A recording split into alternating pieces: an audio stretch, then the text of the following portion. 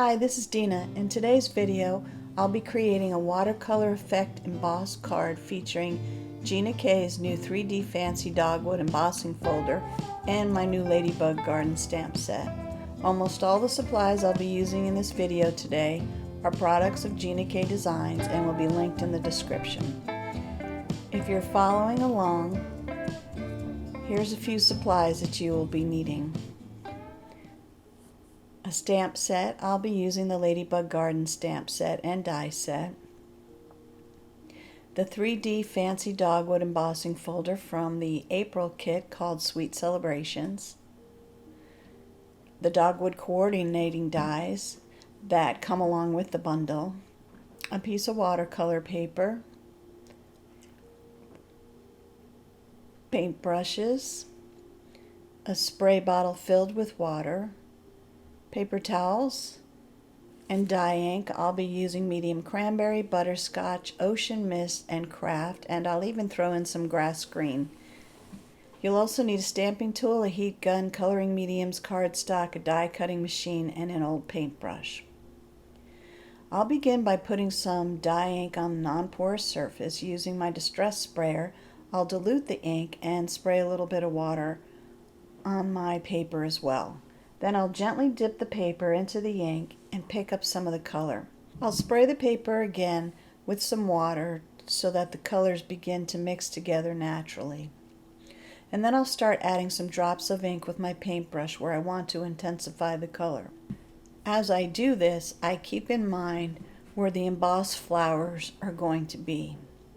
I notice on my embossing folder, some of the flowers will be on the upper right hand side and a couple of them will be lower. So I want to distinguish the flowers using some blue ink and some pink ink as well. I'm adding a little bit of grass green for the leaves, and once I'm satisfied with the color, I will use my heat gun to dry my paper. Sometimes I'll even dry the back of the paper as well to keep the paper curl at a minimum. Off camera, I used the same technique to add color to another piece of watercolor paper so that I could die cut the flowers that come with the Fancy Dogwood embossing folder. Once my panel is dry, I will emboss it with the Dogwood folder.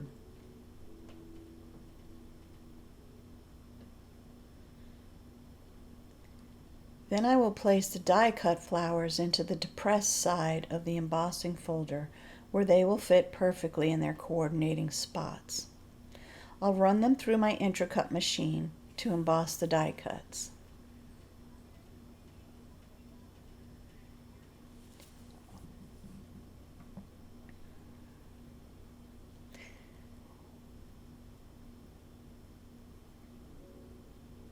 I'll clean off my surface and add a little more ink with a little bit less water this time. I'm going to be adding some details to the embossing panel. I first start off with some craft ink to add color to my background so it's not too white and provides a little bit of contrast. I add some water to the ink and then I add more water to my paper. I just lightly paint the background with droplets of ink and let the color bloom naturally. If there's too much color, I will dab it off with my paper towel to lighten my background.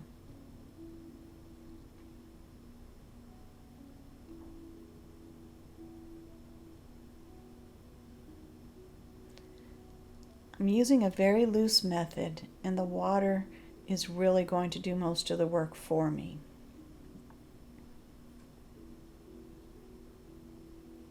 Sometimes I'm a little impatient, so I'll put a larger piece of paper towel over the whole image and press lightly to dry and lift off any excess water.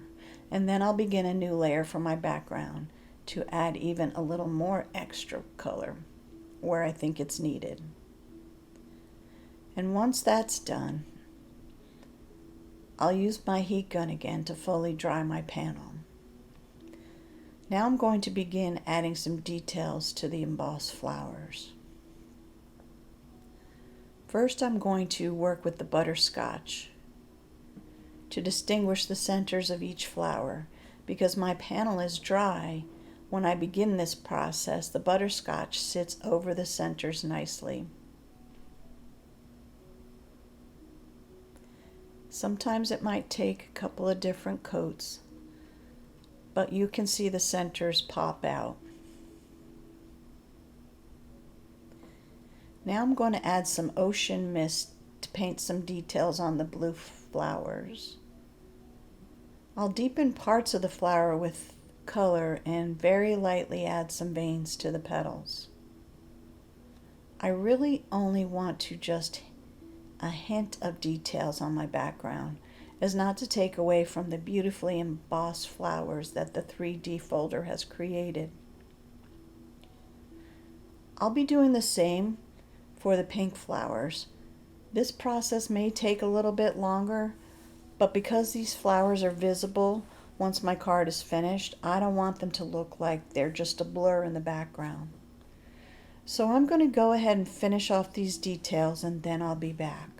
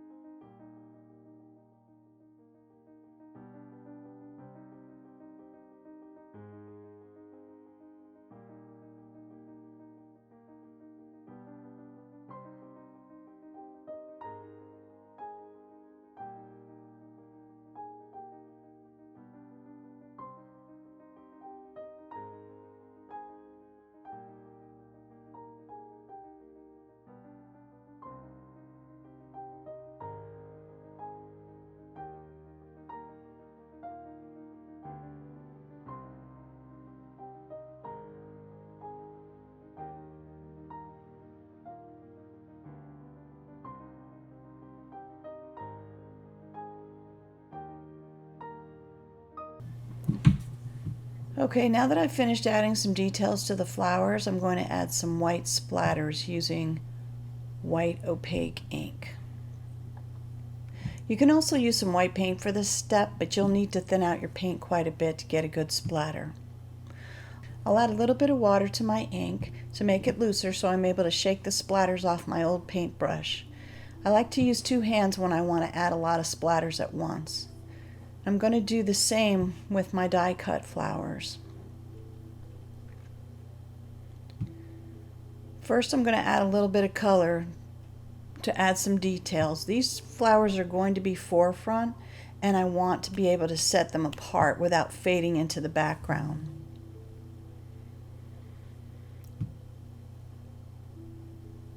So I'm just going to deepen the color slightly.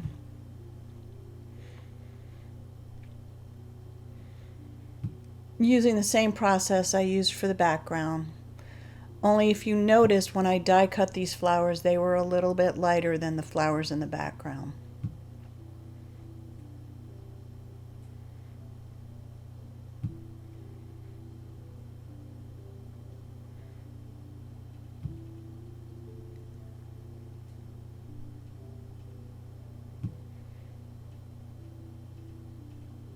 I'm just using some very loose paint and I'm dabbing off the excess water to keep my flowers fairly dry so I can work quickly.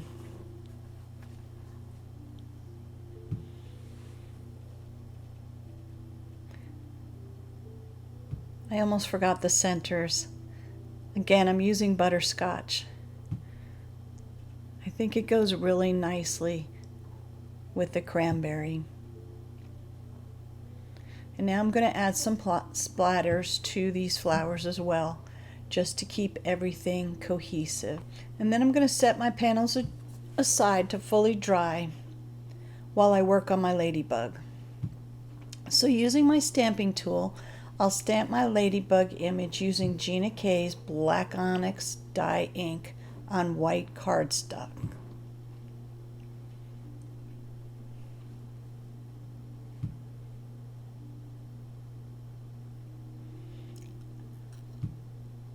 And I'm going to use my stamping bug tool to get a good impression. I really love this tool because it's very comfortable on the palm of my hand. I'll stamp the image about 2 times to get a good impression and clean it off with my tidy towel. The Ladybug Garden stamp set also has coordinating dies for every image in the set. So I die cut my image before I color it because I don't want to spend all the time coloring my image to only possibly mess up my cut, which has happened to me before. And I add it to my sticky mat, or your grip mat. Makes it very easy to hold the die cuts in place while you color. I'll be coloring my image with Copic alcohol markers, and I'll add a Copic color chart to my corresponding blog post with a link in the description, just in case you want to follow along. So as I begin coloring, I will start with the lightest colors first, as not to pollute my images with the darker tones. As I've mentioned before, my process is always going to be the same. I will first lay down my base colors and then I'll build them up from there, going back and forth from light to dark and back again to get a really nice blend. So I'm going to continue coloring and I'll be back shortly to put a card together.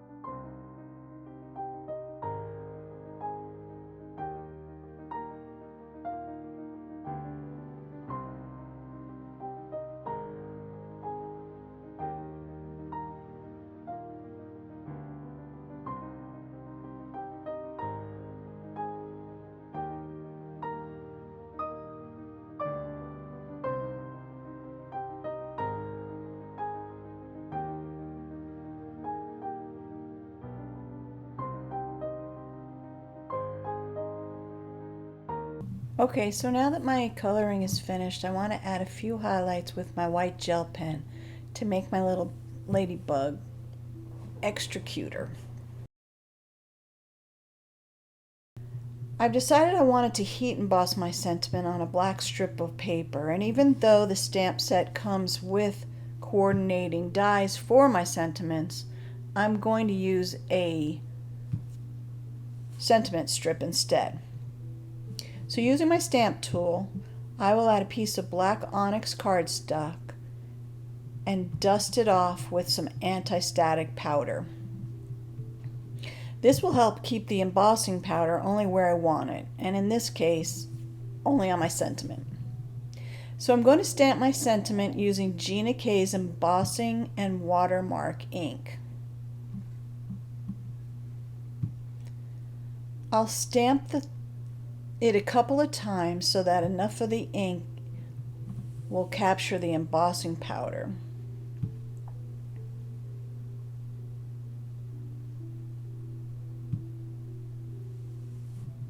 Now, using my tray, I will cover the sentiment with fine detail white embossing powder by Gina K Designs. And I'll lift my paper gently to tap off any extra embossing powder that doesn't stick to my sentiment. I can add some more if I need to. And if I have any stray powder, I'm going to use a paintbrush. In this case, I'm using a fan brush, but any paintbrush will do. And then I'm going to heat set my sentiment with my heat gun. Now I'll know that the sentiment is fully embossed when the powder turns glossy. So for the next step, I chose Gina K's large strip sentiment dies. I found one of the dies that fit my sentiment perfectly, and I die cut it with my mini Intracut machine, which is actually very handy for cutting out small images and sentiments. Not to mention, it sits perfectly on my desk. And here's my sentiment and my little ladybug. Okay, so let's put a card together. I cut and scored an 8.5 by 11 piece of black cardstock. Off camera, I cropped down my watercolor panel with a deckled edge paper trimmer to give my panel just a little more interest. The panel measures approximately 4 by 5.25. I'm adding some double-sided adhesive and Gina K's Connect glue using my glue press to the back of the watercolor panel. Oh, if I didn't mention before, my black cardstock is a 4.25 by 5.5, so it's an A2 size card. So if you're wondering why I'm going to add glue to my foam adhesive, it's because I tend to drop things, and foam adhesive is very unforgiving. So if I drop it, or I touch it to the card too soon, or even if I don't quite place my image perfectly, I'm going to mess up my card. So I add a little bit of glue to give myself some wiggle room, and also a moment to make sure everything is straight and placed correctly.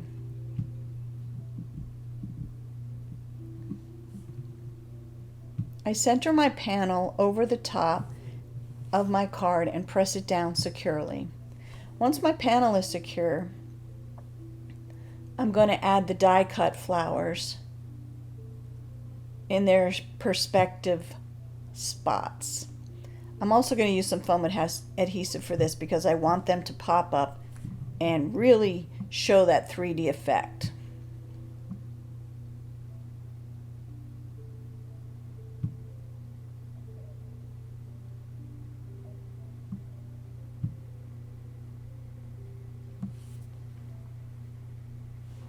And I'll lift the edges of the petal slightly to exaggerate that effect.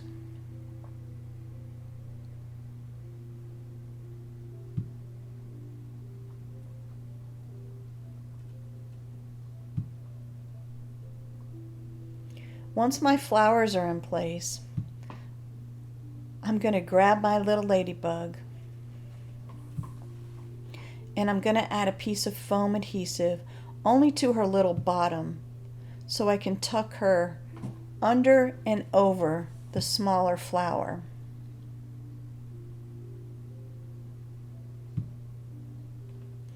The glue really comes in handy here because I have to position her just right.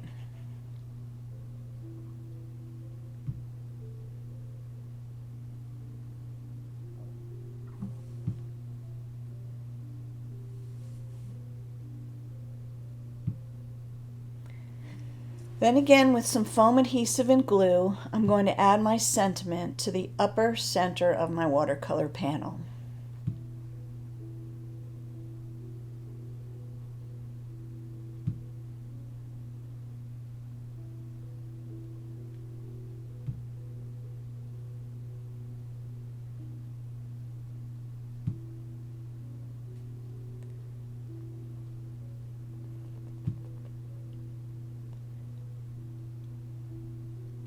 And to finish off my card, I'm going to add a few of Gina K Designs black mixed pearls. They are my favorite, and I use them for almost every card.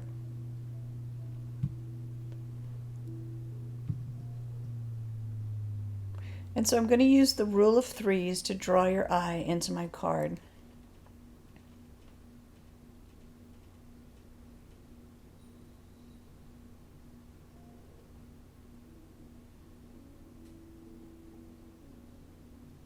I like to place them ahead of time to make sure that's where I want them.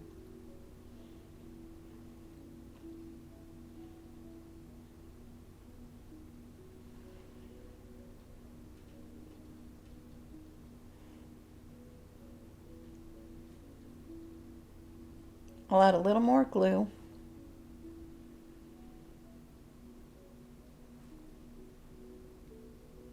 And here is my finished watercolor embossed ladybug garden card.